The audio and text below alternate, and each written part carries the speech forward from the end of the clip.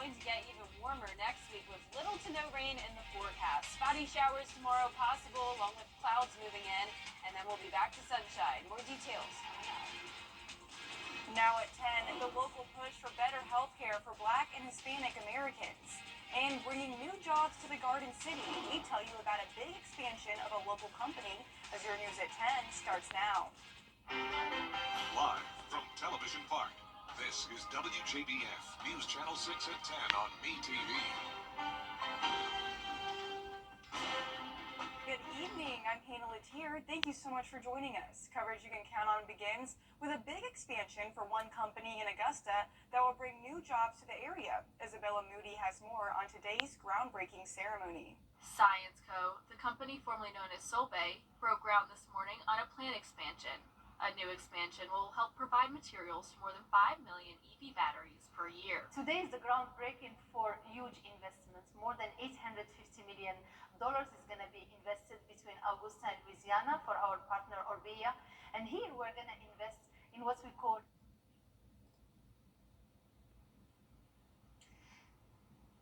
Well, it's a nice night. We are still dry outside and temperatures are still on the warmer side. Here's a look now across the CSRA. We haven't quite dipped into the 50s yet. Sitting at 61 in Augusta, 66 in Allendale and Barnwell, Thompson at 63 degrees. And let's take a look now at our Terry Lambert Hyundai Skyview cam at Washington Road.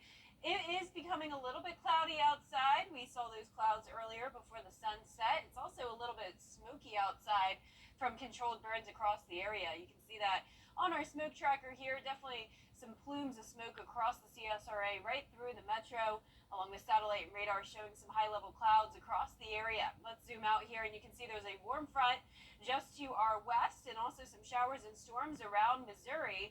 So for us, this will not be impacting us much. We'll see a few spotty showers try to creep into the CSRA tomorrow, but for the most part, it will be dry. We had no rain recorded today at Augusta Bushfield, high of 82, putting us back on track with around average. And as I mentioned, those temperatures are in the low to upper 60s, 65 in Crawfordville, 66 in Sparta, and 67 in Lincolnton. Winds are very calm this evening, right at 0 miles per hour in Augusta and Aiken. Really only seeing up to 2 miles per hour at the highest. High pressure is in control in our area. We'll be dry for our Friday. It will become mostly cloudy though, so not a whole lot of sunshine into the start of the weekend. But as we go into Sunday, we will have that sun back and temperatures will warm up as we go into next week. All those details coming up shortly, but back to you, Hannah. All right, Jenna, thank you so much. And we are coming back now with a story on where one company in Augusta that will bring new jobs to the area. Science Co., the company formerly known as Solvay, broke ground this morning on a plant expansion. A new expansion will help provide materials for more than 5 million EV batteries per year. Today is the groundbreaking for huge investments. More than $850 million is going to be invested between Augusta and Louisiana for our partner Orbea. And here we're going to invest in what we call binders and materials for EV batteries. This investment here in Augusta is part of a broader plan to make sure that we are building out a clean energy economy so that we have the mission critical components for electric cars that enable us not to be reliant on China and other foreign nations for our supply chain. The event brought Augusta's mayor, state lawmakers, investors, and a representative from the Biden administration. Not only the role that Augusta will play in actually leading the clean energy economy by producing this product here, but also the jobs that are going to be created by this facility. It's really fantastic to hear about the 500 construction jobs that are going to be created, the hundreds of permanent jobs that are going to be part of this facility. The plan not only will bring new job opportunities, but also partner with local schools to teach students. We want local talent, and working with Augusta Tech is a great way for us to build a pipeline of talent that we could bring into the plant in the future. And the way we're working with them is we're working together to build a mobile training unit that will go around to people in the area and train where they are rather than having them have to come into our site. The CEO of Science Co. says the plan should take 3 to 4 years to be completed. In Augusta, Isabel Moody, WJBF News Channel 6. April is Minority Health Month, which aims to improve the health of racial and ethnic minority communities and reduce health disparities. and a local pediatric clinic is helping achieve this. Dr. Charles Scarborough and his team work endlessly to meet the needs of the growing population of minorities throughout the CSRA. He says the majority of his patients are minorities whose main concerns are proper and affordable health care. Healthcare providers see a number of patients who are relieved to have what they call a safe space right in their backyard. We try to create a place where people feel loved and welcome and valued for the dignity that they have just being created in the image of God. And especially with kids, the transition to a new culture, mostly out of lots of trauma. When they come here, they're already grieving lots of loss, and they get dropped in a school with no language, and trying to connect them to resources, trying to get them vaccinated, trying to get them plugged in with some specialists. Many of them come with undiagnosed disease processes. If you're someone in need of affordable pediatric or primary health care, but you might be underinsured or uninsured, you can reach out to Christ Community Health Services to sign up for care. And Augusta is preparing to open the door for more affordable housing. The city breaking ground on what is called the Lennox on Laney Walker Boulevard. The $17.5 million development will include 64 units targeting renters making less than $55,000 a year. City officials celebrating this step for more affordable housing. This is great simply because we're giving folks an opportunity to live in the middle of one of the most exciting developments in the city. This is our opportunity to build a true mixed income community through low income apartments here. And it's going to help us in our efforts to have grocery stores and other development coming to the area. To make the project a go, the city provided developers with a $600,000 loan and a low-cost lease for the site. And new speed zone cameras are soon coming to Burke County. A month-long warning period will begin in just a few days for drivers going down Highway 25 bypass. Graham Lee with more.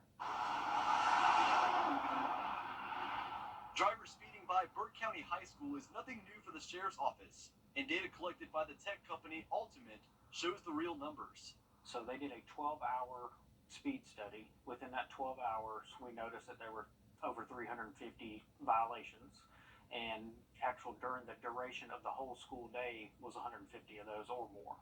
The sheriff's office announced the cameras would be installed by Ultimate on April 15th, but had to postpone due to unforeseen technical issues. Pluger says this was because of a heavy storm. Once they drew the power to the cameras, in the power line, they noticed after we had that rain that there was some water in there, so they had to go back and do some revamping there to make sure it was all safe to set up for live day. In a statement, the Burke County school system says in part, the safety of our students, staff, and visitors is our top priority. Ultimate provided us with speed study data collected during school hours, and we were in agreement that something needed to be done to curb the violations. Pluger says he hopes this effort will teach drivers to slow down in school zones across the county. We want to make sure we're safe with obviously our students, our teachers, faculty, visitors, anything within that area. Just slow down, take your time. People in the low country of South Carolina are seeing an increase in one pesky animal. How they're staying safe as your news continues. And the clouds move in Friday and Saturday. Back to sunshine on Sunday. Only a few spotty showers possible tomorrow. Otherwise, a warm and dry next 10 days. That 10-day forecast right after the break.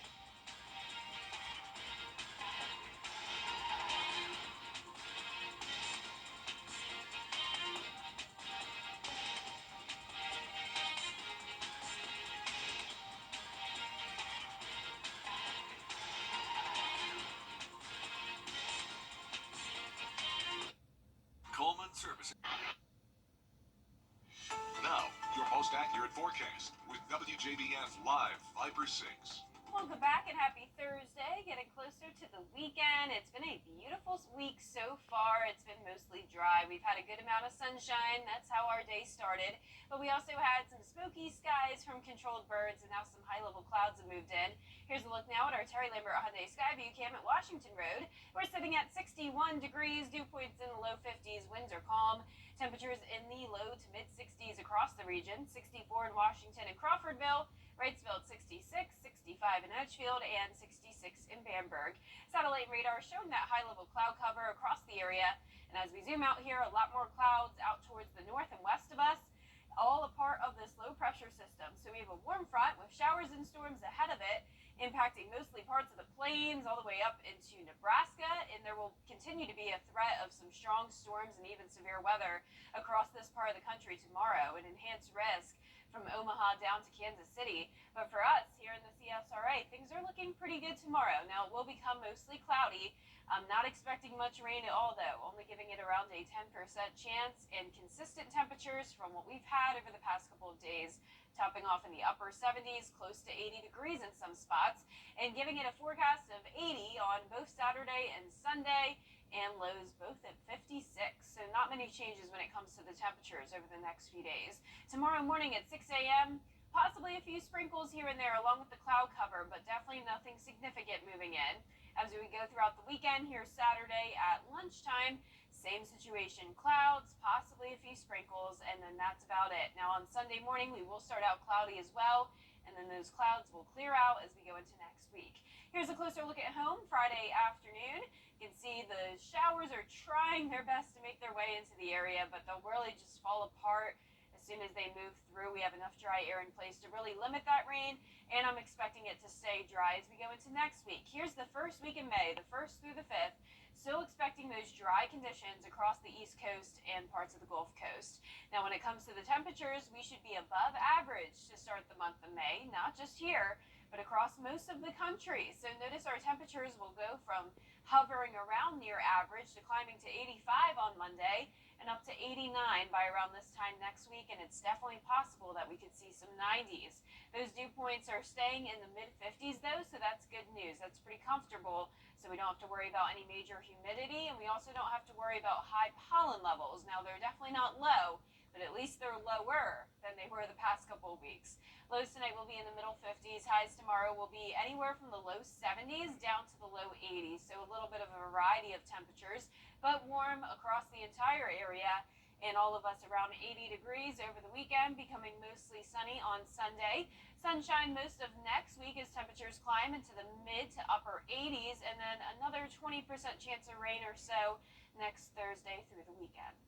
Well, Jenna, I'm certainly happy that the pollen levels are a little bit lower now, because it was crazy when it first started. I know. I'm still suffering from some allergies, but it's getting better at least. Me too. Well, thank you so much, Jenna. Coyotes are becoming more and more common across the South Carolina Lowcountry. People living on Isle of Palms and Sullivan's Island have been posting a lot on social media, showing coyotes approaching them and their dogs on the beach. The South Carolina Department of Natural Resources says a big reason coyotes lose their fear of humans: frequent access to human foods like scraps from dinner and leftovers in the trash. If you are approached with, you should have your dog on a leash, obviously a short leash. And if you're approached, then act aggressively. Do not run. You should never run from a wildlife species, because they sometimes look at that as they might react in kind. But you can throw rocks at them. You can raise your hands up and roar, make yourself bigger. Both Sullivan's Island and Isle of Palms police departments say to report any coyote sightings so they can know their whereabouts and move the traps accordingly. Stay with us. We look to the Supreme Court for the latest on the presidential immunity case as your news continues. Come or call 803-641-3305. The Supreme Court heard oral arguments for former President Donald Trump's presidential immunity case. The former president claims he cannot be criminally prosecuted for his actions leading up to and on January 6th riot because he was acting in an official capacity. Raquel Martin with more. The outcome of this case and the timing of it could have a major impact on the upcoming election. It's a reality not lost on the justices. Justice Neil Gorsuch said the court is now writing a rule for the ages, one that could impact not just the former president, but future ones. Are presidents immune to criminal prosecution after they leave office? That is now the question before the Supreme Court. Today, attorneys representing Donald Trump argued the former president is immune to federal charges, accusing him of scheming to overturn the 2020 election. If a president can be charged, put on trial, and imprisoned for his most controversial decisions as soon as he leaves office. Every current president will face de facto blackmail and extortion by his political rivals. In court, Trump's attorney told the justices charging a former president for an official act is not what the framers intended. But the justices challenged the theory. Framers did not put an immunity clause into the Constitution. Not so surprising, they were reacting against a monarch who claimed to be above the law. Justice Sonia Sotomayor questioned how far presidential immunity can go. If the president decides that his rival is a corrupt person and he orders the military or orders someone to assassinate him, is that within his official acts? It would depend on the hypothetical, but we can see that could well be an official act. An attorney representing the Department of Justice says Trump's claim a president has to have immunity has no foundation in the Constitution. In New York for a separate trial, Trump expressed confidence the Supreme Court will be fair. Oral arguments spanned over 3 hours, and in the end, both liberal and conservative justices seemed skeptical of the president's total immunity claim. For Down in Washington, Raquel Martin. The left-leaning media. Prices, big selection, and committed to quality customer service. Hi there, I'm Mary Morrison with this week's community calendar. The Aiken National Day of Prayer will be held on May the 2nd. It'll take place in front of the SRP Federal Credit Union on Lawrence Street at noon. A second prayer event will take place at 7 p.m. at the Odell Weeks Community Center on Whiskey Road in Aiken. Everyone is invited. Mayor Teddy Milner will be speaking at that event. Add your events. Log on to WJBF.com, keyword community calendar. And last but not least, a yellow school bus is picking up one 3-year-old Make-A-Wish child and taking her to Disney World. But before her trip, the local college wanted to share the news with her via princesses. Julia Lynn with more on this Make-A-Wish child. Dozens of Augustana athletes line the entrance of their baseball field to welcome 3-year-old Emma Nye. Emotional. I almost cried. Overwhelmed a little bit, yeah. Lots of support. Emma was diagnosed with leukemia when she was just 9 months old. Since then, she's been through 2 bone marrow transplants. Today, her wish to go to Disney World came true. Augie's Student Athlete Committee spent the last year and a half raising money. Her color's yellow, and they definitely delivered on that with all the yellow today. 2 Augie swimmers even dressed up as princesses for Emma's arrival. I heard that we could grant a wish, and they told us at the last SAC meeting, which was about a month ago, that we could grant this wish for little Emma, and I was like, let me be a princess. It kind of became real. It's just to see her smile and to see how easy it is to make an impact on someone, and how easy it is to wear a princess dress and make someone smile. It's just awesome. In total, SAC raised $10,000 for the Nye family. They'll leave for Disney World in a few days. We're just thankful for Emma and thank God for every day we have. Well, that's the sweetest thing I've ever heard in my life. Yeah, that was so cute. Oh, Yeah. I love it. And who doesn't want to go to Disney World? I know, right? Yeah. Even as an adult. Yeah, I still want to. Yes, it's been a while for me. I need to go back again sometime soon. You go to Florida all the time. Yeah, but not Disney. 'Cause I like the beaches more than Disney. True. But, you know. Yeah, I like both. Why not both? I just wish Disney was on the beach. I mean, it's not that far, but, Yeah. you know. Well, our 10-day forecast showing some warm temperatures this week. Nice enough to go to the beach, especially next week as we climb into those upper 80s. But upper 70s tomorrow, mostly cloudy. Spotty showers possible, but for the most part, it will be dry. Back to sunshine Sunday and Monday, and even all the way into next Wednesday. Just some isolated showers around next Thursday through the weekend as we get close to that 90-degree mark. And Hannah was on point. You called it. Falcons taking a quarterback. I You knew always saw it. coming. You said, told me. I had a hunch and I stuck with it. Yeah. NFL draft expert. Well, that's all the time we have for tonight. The news continues at the top of the hour on WJBF News Channel 6 at 11. After the draft, that is. But you don't have to wait for Hogan's Little bit Heroes. after. That's next right here on MeTV. Thank you for watching.